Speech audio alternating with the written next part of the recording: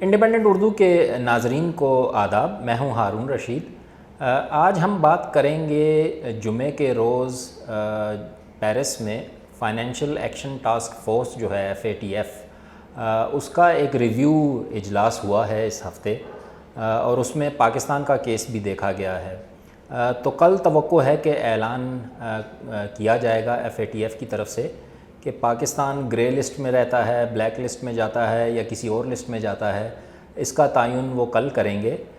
لیکن FATF ہے کیا اور اس کا پاکستان کے لیے کیا امپلیکیشنز ہیں، اس پر بات کرنے کے لیے میرے ساتھ حسان خاور صاحب موجود ہیں، جو کہ ایک سابق سول سرونٹ رہ چکے ہیں، پبلک پالیسی اینالسٹ ہیں، امریکہ سے MBA کیا ہوا ہے انہوں نے، اور FATF کے ایشو پہ انہوں نے کافی لکھا بھی ہے۔ تو حسان خاور صاحب، انڈیپینڈنٹ اردو کے ساتھ بات کرنے کا بہت بہت شکریہ۔ آپ سے گفتگو کا آغاز کرنے سے پہلے میں چاہوں گا کہ تھوڑا بہت FATF کا اگر پس منظر بتا دیں۔ تو یہ کوئی 80 کی دہائی کے اواخر میں مختلف ممالک نے G7 جو تھا انڈسٹریلائزڈ نیشنز کا گروپ، انہوں نے بنانے کی اس گروپ کو سوچا تھا، اور اس کی وجہ یہ تھی کہ اس زمانے میں منی لانڈرنگ کا بڑا انٹرنیشنل ایک بہت بڑا ایشو تھا، اور ان سب جو مالدار ممالک ہیں ان کا پیسہ کہیں آگے پیچھے ہو رہا تھا، تو انہوں نے اس پر نظر رکھنے کے لیے یہ نظام دیا۔ پھر 90 کی دہائی میں جو دہشت گردی نے سر اٹھایا پوری دنیا میں اور مختلف ممالک میں اس کی فائنینسنگ ہونے لگی، تو وہ بھی اس کے ٹاسک میں انہوں نے ڈال دیا کہ اب یہ ٹیرر فائنینسنگ کو بھی روکنے کی کوشش کرے گی۔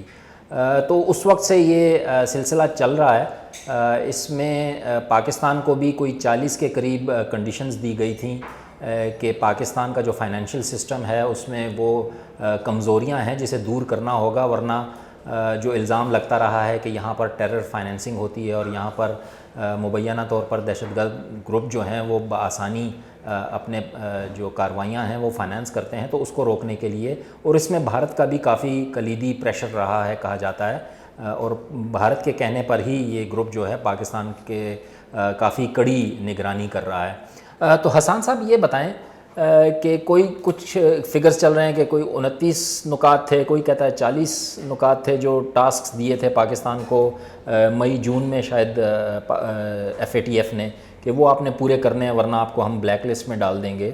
تو وہ کتنے نکات تھے اور ان کی کیا پوزیشن ہے اب؟ جی دیکھیے، جو ابھی ایک رپورٹ آئی ہے FATF کی جانب سے، میوچل ایویلیوشن رپورٹ، جو کہ پچھلے سال اکتوبر تک کی جو پروگریس ہے پاکستان کی اس کو سمرائز کرتی ہے، تو اس کو اگر آپ کھول کے پڑھیں تو وہ 40 پیرامیٹرز تھے جن کے اوپر کہ پاکستان نے کام کرنا تھا، اور انہوں نے ایک لسٹ دی ہے کہ اس پہ ایک میرا خیال ہے فلی کمپلائنٹ ہے، پھر چند لارجلی کمپلائنٹ ہیں، چند پارشلی کمپلائنٹ اور چند نان کمپلائنٹ ہیں، تو وہ ایک پھر لسٹ ہے۔ اور اس کے علاوہ 10 پیرامیٹرز تھے ایفیکٹونیس کے، اس کے اندر بھی میرا خیال ہے ایک پہ انہوں نے اچھی پرفارمنس دی، 9 پہ بھی کام جاری ہے، تو وہ اس قسم کا وہ انہوں نے ایک یہ سلسلہ دیا ہے۔ جی، تو اس میں سے کون سا اہم نقطہ ہے جو آپ سمجھتے ہیں بڑا کروشل ہے سارے نظام کو ٹیرر فائنینسنگ کو روکنے کے لیے اور منی لانڈرنگ کو روکنے کے لیے؟ سو دیکھیے، ان کی پاکستان کا جب انہوں نے سسٹم دیکھنا شروع کیا تو ان کے کچھ ایشوز کے اوپر انہوں نے بار بار بات کی ہے۔ اچھا، کچھ تو اس میں سے ون ٹائم ایشوز تھے، اور کچھ ایسے ایشوز ہیں جو سسٹمک ایشوز ہیں۔ اور ون ٹائم ایشوز کے اندر یہ تھا کہ انہوں نے کہا کہ آپ نے کچھ ادارے ایسے ہیں جن کو آپ نے پروسکرائب کرنا ہے، آپ نے لوگوں کے خلاف کارروائی کرنی ہے، وہ آپ نے نہیں کی۔ اور آپ نے یہ دیکھا کہ پچھلے 1-1.5 سال میں کافی پاکستان میں کارروائیاں ہوئیں، اداروں کو بند کیا گیا، سیز کیا گیا، لوگوں کو اندر کیا گیا، کاؤنٹر ٹیررزم ڈپارٹمنٹس نے کافی کیسز ٹیک اپ کیے جو صوبائی ادارے ہیں، تو یہ سارا کچھ ہوا۔ تو ایک تو اینڈ وہ تھا، اور دوسرا اینڈ ہے سسٹمک۔ اچھا، سسٹمک ایشو کو سمجھنے کے لیے ہمیں یہ دیکھنا پڑے گا کہ وہ 2 ڈفرینٹ باتیں ہیں، ایک اینٹی منی لانڈرنگ کی رجیم ہے اور ایک کاؤنٹر ٹیررزم فائنینسنگ کی رجیم ہے۔ اور بیسیکلی اس کو چلانے کے لیے ایک ادارہ ہے جس کو پاکستان میں کہا جاتا ہے FMU، فائنینشیل مانیٹرنگ یونٹ، جو دنیا میں FIU کے نام سے جانا جاتا ہے، جو کہ اسٹیٹ بینک میں ہے۔ اور اگر آپ کو رپورٹ دیکھیں جو پچھلے سال کی رپورٹ ہے جو آئی ہے اس سال، اس میں انہوں نے یہ کہا کہ جو FMU کی کیپیسٹی ہے وہ کافی ویک ہے، کیونکہ دیکھیے FMU کا کام یہ ہے کہ وہ تمام اداروں سے، جو کہ آپ کے فائنینشیل ادارے ہیں جس میں بینکس بھی ہیں، آپ کے جو نان بینکنگ فائنینشیل انسٹیٹیوشنز ہیں وہ بھی ہیں، اور پھر ایک تیسری کیٹیگری جو وہ بتاتے ہیں میں اس پہ بھی بات کروں گا, designated non financial business professions. وہاں سے وہ انفارمیشن کلیکٹ کریں, سسپیشیس ٹرانزیکشنز کو فلیگ کریں, اور اس کے بعد وہ جو ڈیٹا ہے وہ جو آپ کے قانون نافذ کرنے والے ادارے ہیں ان کو دیا جائے, اور پھر وہ اس کے اوپر کارروائی کریں, اور اس کارروائی کے نتیجے میں وہ ان کے ایسٹس کو سیز کریں, ان پہ کیسز رجسٹر کریں, انویسٹیگیٹ کریں, پروسیکیوٹ کریں, کنوکٹ کریں. یہ پوری چین ہے, اور ان کا یہ خیال ہے کہ یہ چین پاکستان میں کہیں نہ کہیں بروکن ہے. جو پہلی چیز ہے کہ پاکستان میں جو قوانین ہیں میرے خیال میں اس پہ وہ کافی حد تک سیٹسفائیڈ ہیں. کچھ ایریاز تھے جو انہوں نے پاکستان کو بتایا, اور آپ کو پتہ ہے کہ قانون ہم اپروو کرنے میں بہت آگے ہیں, تو ہم فٹافٹ وہ کر بھی دیتے ہیں, اور اگر کوئی اسمبلی میں ایشو ہو تو آرڈیننس کے ذریعے بھی کر دیتے ہیں, جو کہ پازیٹیو بھی ہے اس کے اندر بات. لیکن بات یہ ہے کہ اس قانون پہ عمل درآمد کیسے ہوگا. تو ایک تو سب سے بڑا جو ان کا کویشچن ہے وہ FMU کی اپنی کیپیسٹی پہ ہے. جب آپ بات کرتے ہیں انفورسمنٹ کی تو وہاں پہ بھی ان کے کویشچنز ہیں. وہ یہ کہتے ہیں کہ آپ نے اگر 2-2.5 ہزار کیسز رجسٹر منی لانڈرنگ کے کیے بھی, اور آپ نے اس میں سے 250 میرا خیال ہے غالباً میں نمبر بھول رہا ہوں انویسٹیگیٹ کیا, اور آپ نے ایک بندے کو سزا دی, اور وہ بھی تھی سیلف لانڈرنگ کے کیس میں, یعنی کہ وہ بڑا کیس تھا, میں نے خود ہی گیا پیسے وائٹ کرنے کے لیے باہر سے اپنے آپ کو ریمٹ کر دیے, تو اس میں آپ نے سزا سنائی. تو وہ یہ کہتے ہیں کہ جتنا بڑا یہ آپ کے ملک کا مسئلہ ہے, آپ کے جو نمبرز ہیں انفورسمنٹ کے وہ کورسپونڈ نہیں کر رہے اس کے ساتھ. تو ایک تو یہ ان کا دوسرا جو بڑی بات ہے. تیسری بات کو یہ کہتے ہیں کہ دیکھیے جو بینک ہیں وہ تو آپ کا اپنا کام کر رہے ہیں منی لانڈرنگ کی سائٹ پہ. ان کا خیال ہے کہ بینکوں کی بھی ٹیررزم فائنینسنگ والی سائٹ پہ انڈرسٹینڈنگ ویک ہے, لیکن جب آپ بینکوں سے نیچے آتے ہیں تو وہاں پر کافی زیادہ گیپس ہیں. جب آپ نان بینکنگ فائنینشیل انسٹیٹیوشنس کی بات کرتے ہیں, انشورنس کمپنیز, مداربہ کمپنیز, وہاں پہ مسئلے ہیں. لیکن اس کے نیچے جب آپ ہیون میں آتے ہیں نا منی لانڈرنگ کے, جہاں پہ آپ کے گولڈ کے تاجر ہیں, آپ کی پراپرٹی ہے, آپ کے لائرز ہیں جو ہیلپ کرتے ہیں, جنہیں یہ کہتے ہیں designated naan finance business professions, وہاں پہ یہ کہتے ہیں کہ بہت بڑا ویکیوم ہے, آپ کا کوئی ریگولیٹری کنٹرول نہیں ان لوگوں کے اوپر, آپ انہیں مینیج نہیں کر پاتے.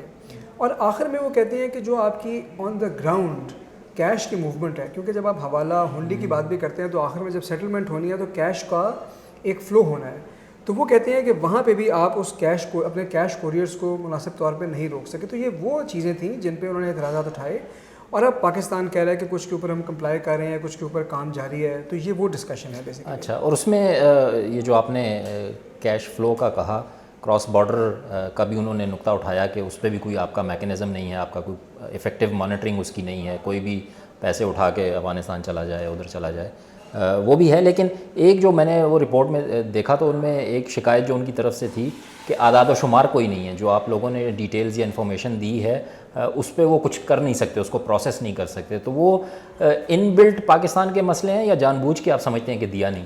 دیکھیے کچھ سسٹم کا ایشو ہے اور کچھ ہمارے ایٹیٹیوڈ کا ایشو ہے. بیسیکلی جب یہ آپ اینٹی منی لانڈرنگ اور ٹیررزم فائنینسنگ کے خلاف کام کرتے ہیں تو سب سے پہلے آپ کو ایک رسک اسیسمنٹ کرنی پڑتی ہے. پاکستان نے وہ کی جس پہ وہ خوش نہیں تھے, انہوں نے کہا کہ آپ نے اپنے آپ کو میڈیم کیٹیگری میں ڈالا, یہ میڈیم نہیں ہے آپ کی.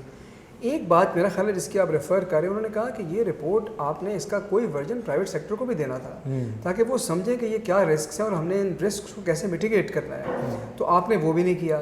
اور پھر انہوں نے کہا کہ وہ جو آپ کا ہے اپنا یہ جو FMU کا ڈیٹا ہے وہ بھی FMU کی کیپیسٹی نہیں ہے کہ وہ ڈیٹا ان کے لیے اویلیبل کرے خود سے, یا ایون ایٹ ریکویسٹ بھی ان کی کیپیبلٹی ویک ہے. تو یہ وہ کہتے ہیں کہ جب آپ دیکھیے ساری ڈیٹا کی گیم ہے, کیونکہ جب آپ ایک 200 ملین ملکوں کے لوگوں کی بات کرتے ہیں جہاں پہ ہزار ٹرانزیکشن آ رہی ہیں, تو جب تک آپ ڈیٹا مائننگ نہیں کریں گے اور اس میں سے کلوز نہیں نکالیں گے تو وہ بات نہیں بنے گی. اور مزے کی بات یہ اور انٹرسٹ کی اور انفارچونیٹ بات بھی ہے کہ زیادہ تر کیس جو پاکستان میں انویسٹیگیٹ ہوئے ان کا سورس FMU نہیں تھا جو کہ ہونا چاہیے تھا, وہ کہیں اور سے لیڈ آئی, کہیں اور سے کسی نے بات کی.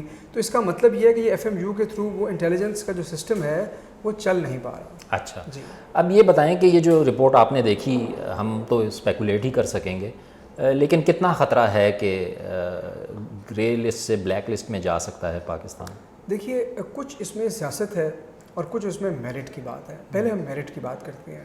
میرٹ کی دیکھیے بات یہ ہے کہ بلیک لسٹ میں آپ ان ممالک کو ڈالتے ہیں جو کہ نان کوآپریٹو ہوں, ان کا رسک بھی ہائی ہو اور وہ آپ سے کوآپریٹ بھی نہ کریں. ایران اور نارتھ کوریا دو ملک ہیں جو بلیک لسٹ پہ ہیں. تو جب اب دیکھیے کہ ایک ملک جو کہ آپ کے ساتھ ایکشن پلان پہ ایگری کر رہا ہے اور آپ کو بتا رہا ہے کہ ہم نے اتنا کمپلائی کیا, وہ کر رہا ہے, تو وہ نان کوآپریٹو تو بالکل نہیں ہے. صحیح. تو اگر نان کوآپریٹو نہیں ہے تو میرے خیال میں بلیک لسٹنگ کا سوال تو میرٹ کے اوپر پیدا ہی نہیں ہوتا. اب بات ہو گئی کہ آپ گرے لسٹ پہ رہتے ہیں یا گرے لسٹ سے اترتے ہیں. میرے خیال میں یہ جو رپورٹ جس کی ہم بات کر رہے ہیں یہ اکتوبر 2018 تک کی پروگریس دکھا رہا ہے. پچھلے ایک سال میں اگر آپ جیسے اخبار دیکھتے رہے ہوں گے کہ کافی کارروائی ہوئی ہے. تو میرے خیال میں امید کرتا ہوں کہ پیرس میں پاکستان نے اپنا کیس بڑے مؤثر انداز میں پیش کیا ہوگا اور ان کو بتایا ہوگا کہ دیکھیے یہ سفر کافی آگے پہنچ چکا ہے. مجھے ذاتی طور پہ لگتا ہے کہ ابھی ہم وہاں نہیں پہنچے جہاں وہ چاہ رہے ہیں. تو یہ غالب گمان ہے کہ وہ ہمیں ابھی کچھ عرصہ مزید گرے لسٹ کے اوپر رکھیں گے. کچھ اخباری اطلاعات بھی ہیں آئی تھیں کہ شاید جنوری تک انہوں نے دے دیا ہے جی. انکنفرم رپورٹس آئی ہیں لیکن ساتھ ہی FATF کی جو اپنی پھر انہوں نے ایک ٹویٹ کی کہ انہوں نے کہا کہ یہ اناؤنسمنٹ ہم جو بھی ہے اس کے اوپر فیصلہ یہ ہم جمعے کو سنائیں گے جیسا کہ آپ نے شروع میں کہا.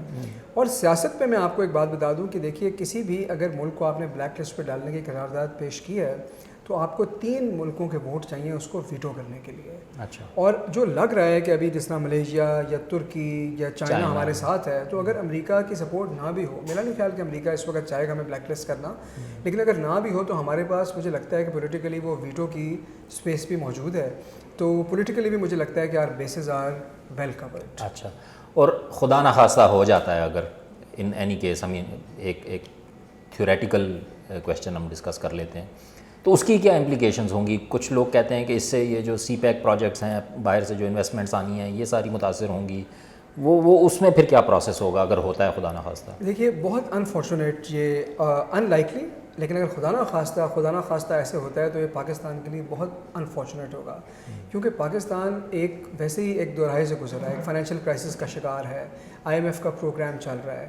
IMF کا پروگرام شاید نہ چل سکے اس کے بعد اگر آپ کو بلیک لسٹ کر لیا جائے. اور اس کے علاوہ جو آپ کے ساتھ جو انٹرنیشنل ادارے ہیں وہ آپ سے لین دین میں گھبرائیں گے. آپ کے ساتھ جو ٹرانزیکشنز ہوں گی اس پہ جو کاسٹ آف ٹرانسفر ہے وہ بڑھ جائے گی. بزنس ریلیشن شپ سیور ہو جائیں گے. جہاں تک CPEC کی بات ہے تو CPEC تو ایک بائی لیٹرل ڈیسیجن ہے. اگر چین چاہے گا کہ ہم پاکستان کے ساتھ کام کرتے رہیں تو ہو سکتا ہے کہ وہ کرتے رہیں, لیکن سینکشنز کا بھی ڈر ہو سکتا ہے اس کے بعد. اور اس کے بعد یہ کہ دیکھیے جب چین بھی انویسٹمنٹ کرتا ہے اگر IPPs کے اندر تو وہ اگر 25% ان کے انویسٹر کر رہے ہیں تو آپ کو ایک فائنینشیل کلوز بھی چاہیے.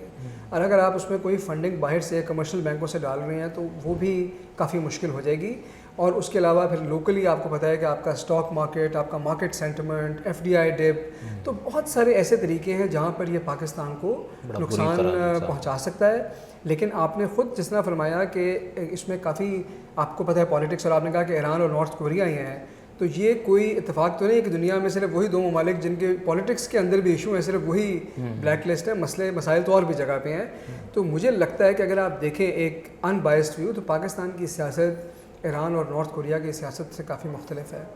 لیکن وہ جو کہتے ہیں پاکستان بھی کہہ رہا ہے کہ تلا ہوا ہے بھارت کروانے پہ ڈکلیئر اور بلیک لسٹ میں ڈلوانے پہ, تو وہ کتنا کامیاب ہو جائے گا؟ دیکھیے بھارت کی تو کوشش ہے نا, ان کا ایک تو ہمارا پاکستان انڈیا کا تو ایک ایج اولڈ رائیولری ہے. اور جو ایک انفارچونیٹ بات ہے کہ جو ایشیا پیسیفک گروپ ہے جو کہ ایک ذیلی ادارہ ہے اسی طرح کا FATF کی طرف سے بنا ہوا جنہوں نے میوچل ایویلیویشن بھی کی, اس کی جو کو چیئر ہے وہ اس وقت انڈیا کے پاس ہے, بھارت کے پاس ہے. تو ہمیں اس سے نقصان بھی ہوا ہے. اور اگر آپ یہ اخبارات کھول کے دیکھیں انڈیا کے تو آپ کو لگتا ہے کہ جیسے آج نہیں تو کل پاکستان بلیک لسٹ ہونے جا رہا ہے. انہوں نے ایک شور ہوگا برپا کیا ہوا ہے. لیکن میرے خیال میں کہ وہ بھارت کی یہ کوشش کامیاب نہیں ہوگی, کیونکہ ایک تو میں نے آپ کو بتایا کہ پولیٹیکلی بھی ہمارے ساتھ کچھ ہمارے دوست کھڑے ہیں اور میرٹ کے اوپر بھی کام کر رہے ہیں.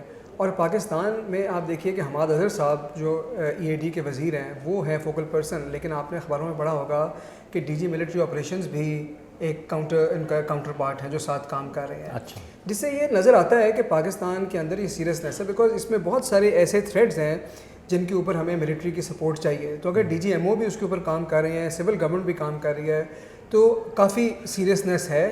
اور میرے خیال میں کہ حکومت میں اس بات کا بالکل احساس ہے کہ ہمیں اس راستے پہ نہیں جانا اور ہم نے بلیک لسٹنگ سے ہر ممکن اپنے آپ کو اوائڈ کرنا ہے. میرا آخری سوال آپ سے یہ ہے کہ یہ جو کمپلائنس ہے جس میں کافی کمزوریاں, جیسے آپ نے کہا ایک پہ صرف وہ مطمئن ہوئے ہیں, باقی 39 وہ کہہ رہے ہیں ابھی بھی کام کی ضرورت ہے اس پہ, تو وہ اگر جنوری تک ایکسٹینشن ملتی ہے تو اس میں کیا پاکستان کر لے گا؟ اتنا یہ آسان کام ہے؟ دیکھیے میں تھوڑا سا اپنے ایک پچھلے کامنٹ سے اس میں مدد لینا چاہوں گا کہ کچھ تو دیکھیے ون ٹائم ایشوز ہیں. اب جب یہ بات باہر آئے گی تو ہم دیکھیں گے کہ اس میں کیا کیا چیزوں پہ وہ ابھی ایگری نہیں کیے. اگر تو انفورسمنٹ کے کویسچنز ہیں, یعنی کچھ ایسے ادارے ابھی رہتے ہیں جن کو ہم نے پراسکرائب کرنا ہے, یا کچھ ایسے لوگ ہیں جن کو وہ چاہتے ہیں کہ ہم بند کریں اور ان کے خلاف ایویڈنس موجود ہے, تو یہ تو وہ سٹیپس ہیں جو کہ شارٹ ٹرم میں لینے ممکن ہیں، اور اگر آپ کو 3 مہینے کی ایکسٹینشن ملے گی تو اس کے اندر آپ پروگریس دکھا سکتے ہیں اگر آپ چاہیں تو. جو سسٹمک ایشوز ہیں جو پچھلے 70 سال میں نہیں ٹھیک ہوئے وہ 3 سال میں ہونے تو 3 مہینے میں ہونے تو مشکل ہیں، اور میرے خیال میں اس بات کا احساس ان کو بھی ہے. جنرلی تو وہ ویسے بھی 3 سال کا ٹائم دیتے ہیں، ان کا ایک جو امپروومنٹ کا ٹائم ہوتا ہے، اور تو میرے خیال میں کہ اس میں پھر جنوری تک تو کوئی خاطر خواہ پروگریس نہیں ہوگی. یہ ہو سکتا ہے کہ وہ یہ کہیں کہ ہم جنوری فروری میں جو میٹنگ ہے اس میں دوبارہ اس کو ریویو کریں گے، لیکن مجھے لگتا ہے کہ ہمیں تقریباً سسٹمک ایشوز کو ایڈریس کرنے کے لیے 1 سال چاہیے، پرووائڈیڈ کہ ہماری پولیٹیکل ول ہو اور ہم اس کام کو کرنے کے لیے ریسورسز ڈالیں. کیونکہ دیکھیے یہ وہ سکلز نہیں ہیں جو دنیا میں موجود نہیں ہیں، دنیا بھر میں FIUs چل رہے ہیں. ایسا کون سا کوئی راکٹ سائنس ہے کہ ہمارے FMU سے یہ کام نہیں ہو پا رہا ہے؟ اس کا مطلب ہے کہیں نہ کہیں کوئی اچھا بندہ نہیں لگایا، لوگ کم لگائے، بجٹ کے مسائل ہیں، ٹریننگ کے مسائل ہیں. یہ وہ مسئلے ہیں جو کہ میرے خیال ہے 8-10 مہینے سال کے اندر اگر ایک حکومت چاہے تو بخوبی ان کو حل کر سکتی ہے. اچھا، تو اس کا مطلب ہے کہ یہ گرے لسٹ کا معاملہ سال 1 چلے گا، آپ کا اندازہ یہ ہے؟ مطلب ہم اسی میں رہیں گے، اور اس سے اگر نکلتے ہیں تو پھر تیسری کون سی وائٹ لسٹ ہے؟ جی تیسری کوئی لسٹ نہیں ہے، یعنی کہ تیسری میں ہے کہ آپ ان کے ہیں لیکن آپ کمپلائنٹ ہیں، آپ لو رسک ہیں، میڈیم رسک ہیں. اس کے اندر بھی اگر آپ گرے لسٹ میں نہیں ہیں تو تب بھی آپ کے سسٹم میں ڈیفیشنسیز ہو سکتی ہیں. سو یہ میوچل ایویلیویشن ان کا ایک طریقہ ہے کہ وہ ایک دوسرے ملکوں کی آپ ایویلیویٹ کرتے ہیں اور آپ کہتے ہیں کہ بھائی آپ کے سسٹم میں یہ ڈیفیشنسیز ہیں، آن گوئنگ آپ کو امپروو کرنا چاہیے. تو میرے خیال میں گوئنگ فارورڈ جب انشاءاللہ پاکستان گرے لسٹ سے نکل بھی آئے گا تو یہ ایک کنٹینیوس جرنی ہے. میں آپ کو اس پہ ایک دلچسپ بات بتاؤں کہ اس وقت جو FATF ایک بات وہاں پہ ڈسکس کر رہا ہے پاکستان کے علاوہ، وہ ہے ورچوئل ایسٹس کی. وہ یہ کہہ رہے ہیں کہ جو کرپٹو کرنسیز آ رہی ہیں دنیا میں، یہ بھی ٹیررزم کے لیے ایک بہت بڑا ٹول بن سکتی ہیں because of their access, because of the privacy. تو یہ وہ چیلنجز ہیں، ظاہر ہے کہ وہ تمام ممالک ان کے لیے تیار نہیں ہیں، اور ہر ملک نے کنٹینیوسلی اپنی اس رجیم کو ٹائٹن کرنا ہے، امپروو کرنا ہے. تو یہ ایک مستقل جرنی ہے، کیونکہ ٹیررسٹ جو ہیں اور منی لانڈرز جو ہیں وہ بھی سیکھ رہے ہیں، وہ بھی اپنے آپ کو امپروو کر رہے ہیں، اور ان کو مقابلہ کرنے کے لیے جو حکومتیں ہیں ان کو بھی اپنے آپ کو مسلسل امپروو کرنا پڑے گا. تو یہ انشاءاللہ جب ہم گرے لسٹ سے نکل بھی آئیں گے، ضرورت اس بات کی ہے کہ ہم تب بھی ویجیلنٹ رہیں، اور تب بھی ہماری یہی کمٹمنٹ رہے اپنے ملک کو منی لانڈرنگ اور ٹیررزم فائنینسنگ سے محفوظ رکھنے کی. حسان صاحب بہت بہت شکریہ، اور اس امید کے ساتھ کہ حکومت پاکستان اور اس کے ادارے جو ہیں اس پر مکمل توجہ دیں گے، کیونکہ پاکستان ایک اور اقتصادی بحران کا اس وقت متحمل نہیں ہو سکتا، اور جو پہلا ہدف ہے وہ بھی عمران خان حکومت کا یہی نظر آتا ہے کہ معاشی جو مشکلات ہیں ان سے ملک کو پہلے نکالا جائے. تو امید کی جا سکتی ہے کہ یہ گرے لسٹ کا تانتا جو ہے وہ آنے والے چند ماہ میں یا کم از کم 1 سال میں ختم ہو جائے گا اور پاکستان کمپلائنٹ ہو جائے گا. اسی کے ساتھ اجازت دیجیے، خدا حافظ.